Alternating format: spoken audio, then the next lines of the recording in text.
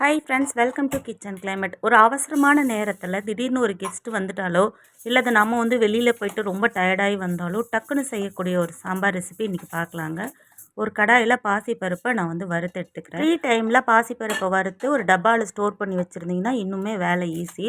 அதை ஒரு குக்கரில் எடுத்துகிட்டு அதை நல்லா வாஷ் பண்ணி தண்ணியில் ஊற வச்சுட்டு, ஒரு டம்ளர் பாசிப்பருப்புக்கு ஒரு பெரிய வெங்காயம், ஒரு தக்காளி, ஒரு 5-6 பல்லு பூண்டு, கொஞ்சமாக ஒரு பிட்டு இஞ்சி, 2 பச்சை மிளகாய், அப்புறம் கொஞ்சமாக கருவேப்பிலை. இது எல்லாத்தையும் பருப்பு ஊறிட்டு இருக்க டைம்லேயே நம்ம வாஷ் பண்ணி இது எல்லாத்தையும் கட் பண்ணியும் எடுத்துக்கலாம். ஸோ பச்சை மிளகாய் உங்கள் காரத்துக்கு தகுந்த அளவுக்கு சேர்த்துக்கலாம். சாம்பார் பொடி போடாமல் செஞ்சாலும் இந்த சாம்பார் ரொம்ப டேஸ்ட்டாக இருக்கும். ஆனால் இன்றைக்கி ரெசிப்பியில் நான் சாம்பார் பொடி சேர்த்து செஞ்சுருக்கேன். எனக்கு நிறைய நேரம் கிச்சனில் நின்று சமைக்கிறது சுத்தமாக பிடிக்காது. நான் சமையல் செய்யணும், அது ரொம்ப அவசியமான சமையலாக இருக்கணும். அதுவும் நல்லா டேஸ்ட்டாகவும் இருக்கணும், அதே சமயம் அது ஹெல்த்தியாகவும் இருக்கணும், சிம்பிளாகவும் இருக்கணும். இந்த மாதிரி ரெசிபிஸை சூஸ் பண்ணி தான் நிறைய நாள் நான் சமைப்பேன். முக்கியமாக வேலைக்கு போகிறவங்களுக்கு, பேச்சுலர்ஸ்க்கு இந்த ரெசிபி ரொம்ப யூஸ்ஃபுல்லாக இருக்கும்.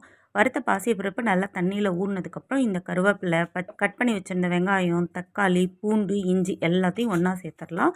தேவையான அளவுக்கு உப்பு சேர்த்துக்கலாம், கொஞ்சம் மஞ்சள் தூளும் சேர்த்துக்கலாம். உங்களுக்கு சாம்பார் பொடி போட விருப்பம் இல்லைன்னா இன்னும் 2-3 பச்சை மிளகாயும் நீங்கள் சேர்த்துக்கலாம்.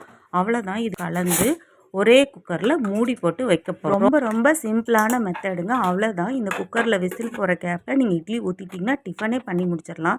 இப்போ தாளிப்புக்கு என்ன பண்ணலான்னு பார்க்கலாம். ஒரு சின்ன கடாயில் எண்ணெய் விட்டு பெருங்காயம், வெந்தயம், மிளகு, ஜீரகம், அதுக்கப்புறம் கொஞ்சம் கடலைப்பருப்பு, உளுத்தப்பருப்பு, அதுக்கப்புறம் கடுகு, அதுக்கப்புறம் கருவேப்பிலை, இது எல்லாத்தையும் சேர்த்துக்கோங்க.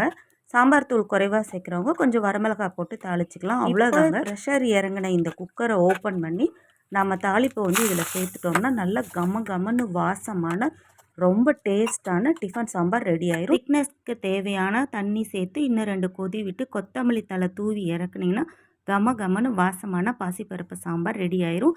இட்லி தோசையோட கொஞ்சம் நெய்யும் சேர்த்து இந்த டிஃபன் சாம்பார் சாப்பிட்டு பாருங்கள், செம்ம டேஸ்ட்டாக இருக்கும். மீண்டும் ஒரு நல்ல வீடியோவோட மீட் பண்ணுறேன். Thank you friends.